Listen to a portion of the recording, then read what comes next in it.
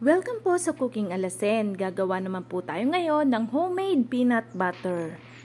3 ingredients lang po ang ating gagamitin.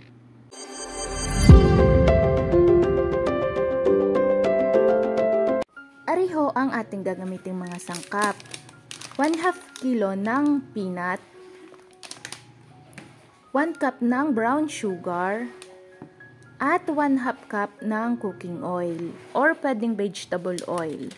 Plus, gagamit din ho tayo ng 1/4 cup ng oil. Ariho ay ating paiinitin sa ating kawali at ating laang lulutuin ang ating mani ng 8 to 10 minutes or hanggang sa lumutong na yung ating peanut. Kapag kagarinihong malutong na yung ating peanut, ay patayin nyo na ho ang apoy at isalin nyo na sa inyong lalagyan. At huwag nyo ho aring i-overcook para hindi ho pumait ang inyong peanut butter. Palalamigin ho muna natin are, at kapag malamig na ay saka ho natin ilalagay ang 1 cup ng sugar.